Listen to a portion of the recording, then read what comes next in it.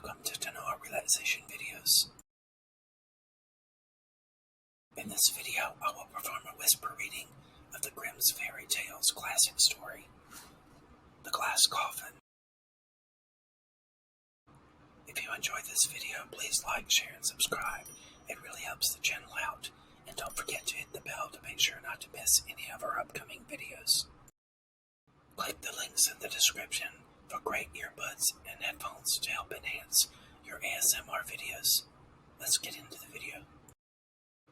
The Glass Coffin. Let no one ever say that a poor tailor cannot do great things and win high honors. All that is needed is that he should go to the right smithy, and what is of most consequence, that he should have good luck. A civil, adroit tailor's apprentice once went out traveling and came into a great forest, and as he did not know the way, he lost himself. Night fell, and nothing was left for him to do but to seek a bed in this painful solitude. He might certainly have found a good bed on the soft moss, but the fear of wild beasts let him have no rest there, and at last he was forced to make up his mind to spend the night in a tree. He sought out a high oak, climbed up to the top of it, and thanked God that he had his goose with him, for otherwise the wind which blew over the top of the tree would have carried him away. After he had spent some hours in the darkness, not without fear and trembling, he saw at a very short distance the glimmer of a light, and as he thought that a human habitation might be there, where he would be better off than on the branches of a tree, he got carefully down and went towards the light. It guided him to a small hut that was woven together of reeds and rushes. He knocked boldly, the door opened, and by the light which came forth, he saw a little hoary old man who wore a coat made of bits of colored stuff sewn together. "Who are you, and what do you want?" asked the man in a grumbling voice. "I am a poor tailor," he answered, "whom night has surprised here in the wilderness, and I earnestly beg you to take me into your hut until morning." "Go your way," replied the old man in a surly voice. "I will have nothing to do with renegades. Seek for yourself a shelter elsewhere." After these words, he was about to slip into his hut again, but the tailor held him so tightly by the corner of his coat and pleaded so piteously that the old man, who was not so ill-natured as he wished to appear, was at last softened, and took him into the hut with him, where he gave him something to eat, and then pointed out to him a very good bed in the corner. The weary tailor needed no rocking, but slept sweetly till morning, but even then would not have thought of getting up if he had not been aroused by a great noise. A violent sound of screaming and roaring forced its way through the thin walls of the hut. The tailor, full of unwonted courage, jumped up, put his clothes on in haste, and hurried out. Then, close by the hut, he saw a great black bull and a beautiful stag, which were just preparing for a violent struggle. They rushed at each other with such extreme rage that the ground shook with their trembling, and the air resounded with their cries. For a long time it was uncertain which of the two would gain the victory. At length the stag thrust his horn into his adversary's body, whereupon the bull fell to the earth with a terrific roar, and was thoroughly dispatched by a few strokes from the stag. The tailor, who had watched the fight with astonishment, was still standing there motionless when the stag in full career bounded up to him, and before he could escape, caught him up on his great horns. He had not much time to collect his thoughts, for it went in a swift race over the stock and stone, mountain and valley, wood and meadow. He held with both hands to the tops of the horns, and resigned himself to his fate. It seemed, however, to him just as if he were flying away. At length the stag stopped in front of a wall of rock, and gently led the tailor down. The tailor, more dead than alive, required a longer time than that to come to himself. When he had in some degree recovered, the stag, which had remained standing by him, pushed its horns with such force against a door which was in the rock that it sprang open. Flames of fire shot forth, after which followed a great smoke, which hid the stag from his sight. The tailor did not know what to do, or whither to turn, in order to get out of this desert and back to human beings again. Whilst he was standing thus undecided, a voice sounded out of the rock, which cried to him, "Enter without fear, no evil shall befall thee." He hesitated, but driven by a mysterious force, he obeyed the voice, and went through the iron door into the large spacious hall, whose ceiling, walls, and floor were made of shining polished square stones, on each of which were cut letters which were unknown to him. He looked at everything full of admiration, and was on the point of going out again, when he once more heard the voice which sang up to him, "Step on the stone which lies in the middle of the hall, and a great good fortune awaits thee." His courage had already grown so great that he obeyed the order. The stone began to give way under his feet, and sank slowly down into the depths. When it was once more firm, the tailor looked round. He found himself in a hall, which in size resembled the former. Here, however, there was more to look at and to admire.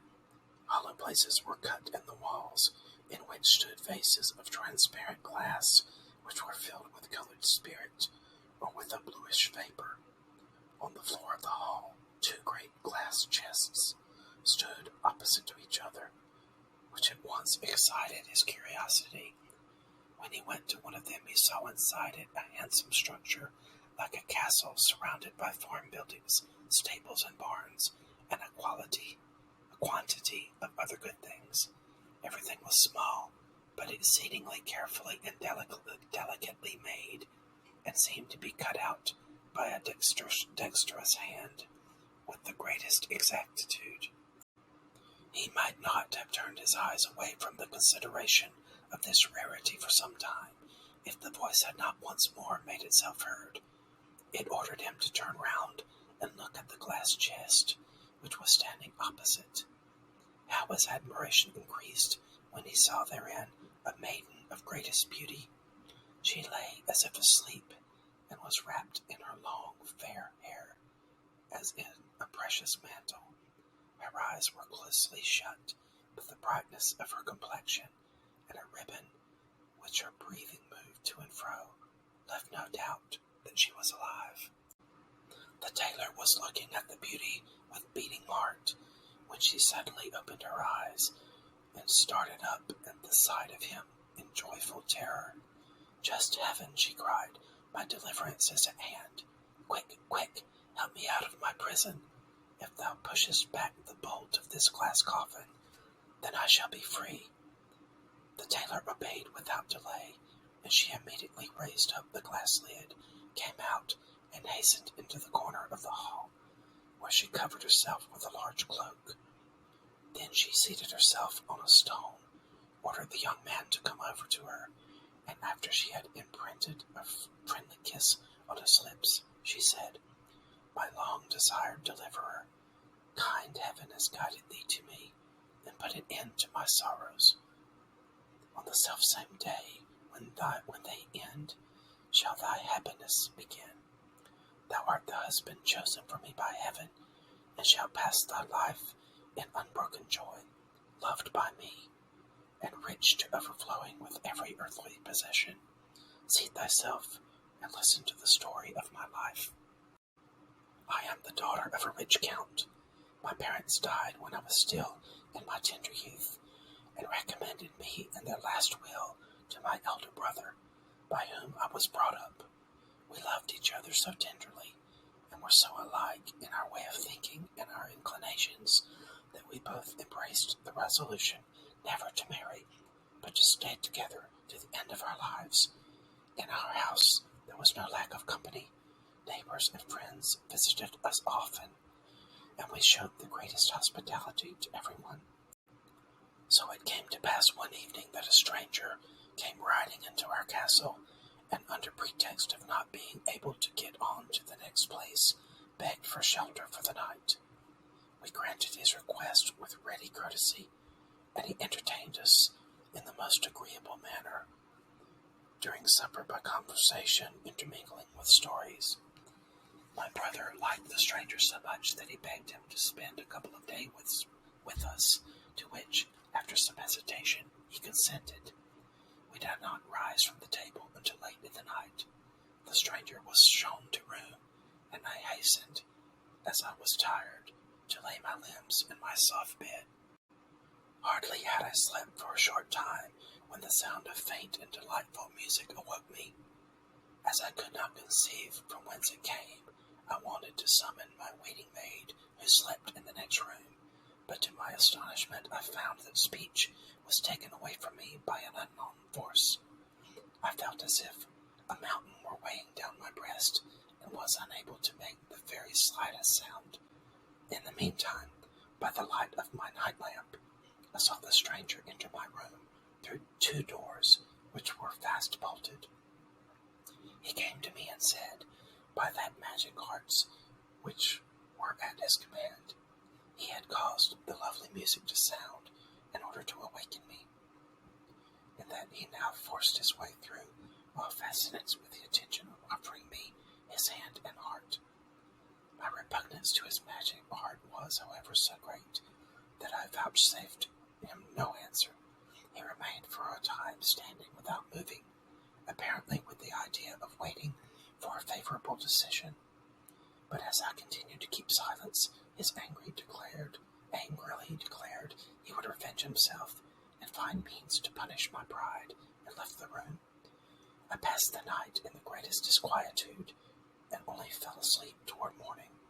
When I awoke, I hurried to my brother, but did not find him in the room, and the attendants told me that he had ridden forth with the stranger to the chase by daybreak. At once I suspected nothing good, addressed myself quickly, ordered my palfrey to be saddled, and accompanied only by one servant, rode full gallop to the forest. The servant fell with his horse, and could not follow me, for the horse had broken his foot. I pursued my way without halting, and in a few minutes I saw the stranger coming towards me with the beautiful stag, which he led by a cord. I asked him where he had left my brother, and how he had come by this stag. Out of his great eyes I saw tears flowing. Instead of answering me, he began to laugh loudly.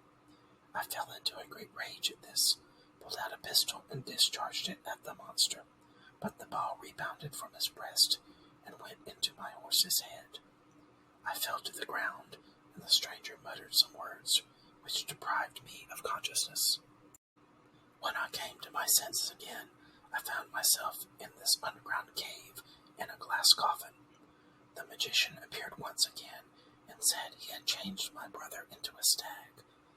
My castle, with all its belonged to it, diminished in size by his arts, had been shut up in the other glass chest, and my people, who were all turned into smoke, he had confined in glass bottles. He told me that if I would now comply with his wish, it was an easy thing for him to put everything back to its former state, as he had nothing to do but open the vessels, and everything would return once more to its natural form. I answered him as little as I had done the first time. He vanished and left me in my prison, in which a deep sleep came on me. Amongst the visions which passed before my eyes, that was the most comforting, in which a young man came to set me free. And when I opened my eyes today, I saw thee, and beheld my dream fulfilled. Help me to accomplish the other things which happened in those visions. The first is that we lift up this glass chest in which my castle is enclosed, onto that broad stone. As soon as the stone was laden, it began to rise up on high with the maiden and the young man, and mounted through the opening of the ceiling into the upper hall, from whence they could easily reach the open air. Here the maiden opened the lid, and it was marvelous to behold how the castle, the houses, and the farm buildings which were enclosed stretched themselves out and grew to their normal size with the greatest rapidity. After this, the maiden and the tailor returned to the cave beneath the earth, and had the vessels, which were filled with smoke, carried up by the stone. The maiden had scarcely opened the bottles when the blue smoke rushed out and changed itself into living men, in whom she recognized her servants and her people. Her joy was still more increased that her brother, who had killed the magician in the form of the bull, came out from the forest towards them in his human form, and on the self-same day the maiden, in accordance with her promise, gave her hand at the altar to the lucky tailor. What was your favorite part of the story? Let us know in the comments. On behalf of Tannoah Relaxation Videos, thank you for watching, and we hope to see you soon for more ASMR whisper reading videos.